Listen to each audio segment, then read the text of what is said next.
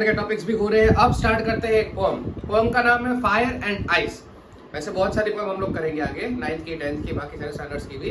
अब जैसे भी हम लोग पोएम का नाम सुनते हैं ना, मोस्टली लोग बोले अरे यार बहुत बोरिंग होगी, नहीं करनी है इतना ज्यादा boring, because you have seen one thing in all the poems. एक पोएम में आपने या मोस्टली पोएम में आपने ये चीज नोट की होगी कि जो पोएट होते हैं वो नेचर को अपनी लाइफ से कंपेयर करेंगे, उसके बाद वो कंपैरिजन होगा, then you will feel really boring, बोला अरे यार ये क्या बार बार नेचर को कंपेयर कर रहे हैं, हमारा क्या लेना देना, it's not practical, it's not logical. But there are some poems जो बहुत ज्यादा ही अच्छी होती है। जैसे एग्जांपल से जो पोएम अभी हम करने जा रहे हैं फायर एंड आइस, पोएम सिर्फ 5 लाइन की है, बट इसका जो मीनिंग है वो बहुत ज्यादा डीप है। अब क्या मीनिंग है, लेट्स स्टार्ट। अब इसके जो पोएट है उनका नाम है रॉबर्ट फ्रॉस्ट। इसके बाद हम जो पोएम करेंगे डस्ट ऑफ स्नो, वो भी उन्होंने लिखी है। उसके अलावा आगे जो 9th की एक पोएम है रोड नॉट टेकन, वो भी उन्होंने लिखी है।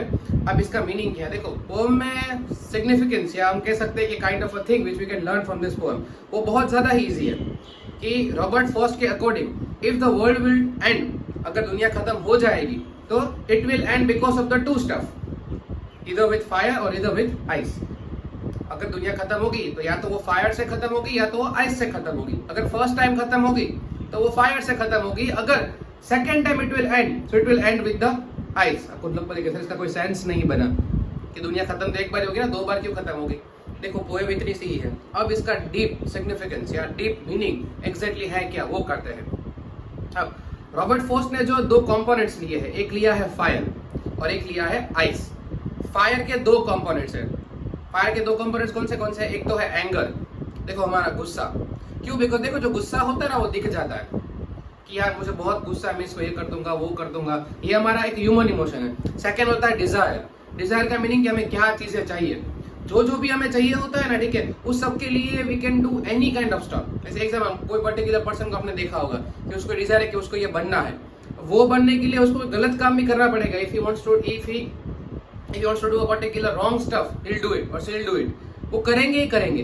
क्यों करेंगे? बिकॉज एक डिजायर है अंदर से कि ये चीज तो चाहिए ही चाहिए। तो फायर का जो कंपोनेंट है वो किसको रिप्रेजेंट करता है? एंगर को और डिजायर को, हमारे ह्यूमन इमोशंस। अब बात करते हैं आइस की। अब आइस के भी 2 कंपोनेंट्स हैं। एक कंपोनेंट्स तो लिया है हेट्रेड। देखो हम किसी को जो हेट करते हैं वो, जैसे एग्जांपल देखो इसको आइस से कंपेयर क्यों किया है या आइस के कंपोनेंट्स में क्यों लिया है, उसका एक main reason, if you will hate someone you won't let them know. जैसे आप किसी को हेट, जैसे मान लो कि if I hate some person, बोलूंगा नहीं कि आई हेट यू, मैं अंदर से कुछ करने की ट्राई करूंगा, उसको मैं भर के रखूंगा अंदर। इसलिए कुछ लोग बोलते हैं ना ये तो आइस इतना ठंडा है, वो दिखता ठंडा है, अंदर से खतरनाक है वो। और सेकंड होता है जेलसी। देखो जेलसी भी दिखती नहीं है, वो अंदर से होती है। We can't say any kind of particular person कि I am jealous of you, कि मैं तुमसे बहुत जेलस फील करता हूँ, वो हम दिखाएंगे नहीं। तो जेलसी और मैंने दूसरा बोला वही हेटेड, ये 2 चीजें कभी दिखती नहीं है, ये हम अंदर अंदर भर के रखते हैं। ये भी हमारे 2 ह्यूमन इमोशंस है। एंड फायर के एंगर और डिजायर, देखो वो चीज कभी कभी will show it to the world. जैसे इफ विल बी एंग्री, हम किसी को मार देंगे, ये कर देंगे वो कर देंगे, फाइट करेंगे, तो वो दिखा देंगे हम लोग। अब रॉबर्ट फ्रॉस्ट कहना क्या चाह रहे हैं कि अगर if the world will destroy, it will destroy because of the human things which we will do for the coming days. जैसे एग्जांपल हमारे अंदर का आपने आजकल देखा होगा पूरे दुनिया में क्या चल रहा है, सब लोग एक दूसरे से लड़ रहे हैं, ये कर रहे हैं वो कर रहे हैं, सब जगह कुछ ना कुछ आपको नेगेटिव स्टफ ही मिल रहा है, सब जगह ये चल रहा है।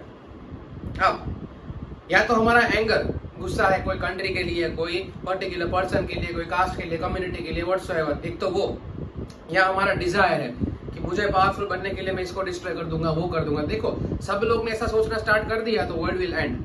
आई होप अभी आपको समझ में आ रहा होगा। आइस में भी ऐसा है, if you will hate someone, बोले इसको मैं बहुत हेट करता हूँ या इससे मैं बहुत जेलस फील करता हूँ, ये इतना आगे क्यों है, तो उसको डिस्ट्रॉय करने के लिए हम विल डू समथिंग। तो ये 4 चीजें अगर मिल गई और अगर हम ह्यूमंस इसको ओवरकम नहीं कर पाए, so surely after some years our world will be end. जिस तरह सब चीजें हो रही है हमारी दुनिया क्या हो जाएगी, एकदम खत्म हो जाएगी। इसीलिए देखो पोएम बहुत छोटी थी, बट ये पोएम के जो मीनिंग थे वो बहुत ज्यादा ही खतरनाक मीनिंग है। जैसे आपने ये भी देखा होगा, देखो इसके थोड़े थोड़े हम लोग एनवायरमेंटल इंपैक्ट के ऊपर भी बात कर सकते हैं। Specially whenever you going to write a 6 marker question answer, वो टाइम पे होता है प्रॉब्लम कि 6 मार्कर पोएम 5 लाइन की है, 6 मार्कर में what kind of things do we have to write, कि हम क्या लिखेंगे। 6 मार्कर में ये सारी चीज जो हमने यूज की या ये सारी चीजें जो मैंने एक्सप्लेन की अभी, वो सब तब लिख ही सकते हो। Apart from that we can talk about the environmental impact also.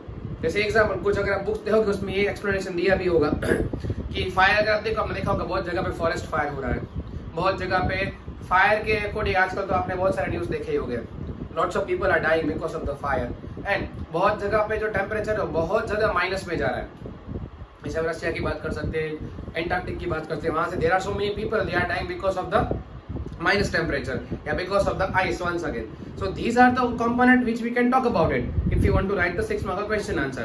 तो इसीलिए ये सारे कंपोनेंट्स एक साथ मिल गए and if humans want overcome this particular component जिसकी हमने बात की, फायर में कौन सी बात की हम लोग ने, एंगर की और डिजायर की, और आइस में हम लोग ने बात की हेट्रेड की और जेलसी की। We have to overcome this thing, if you want overcome this thing then definitely our world will going to end. I hope यहाँ तक सब चीजें सबको क्लियर हो गई होगी, एकदम सिंपल लैंग्वेज में आपको सब चीजें समझा दी है। फायर एंड आइस का टॉपिक यहाँ पे खत्म होता है। अब हम सीधा स्टार्ट करेंगे नेक्स्ट पोएम जो रॉबर्ट फॉस्ट की है, वो भी छोटी सी पोएम डीप मीनिंग, वो हम लोग करेंगे नेक्स्ट वीडियो में which is dust of snow. तब तक कोई भी डाउट्स हो whatsoever you know what to do, मिलेंगे अभी सीधा नेक्स्ट वीडियो में। चलो जय हिंद।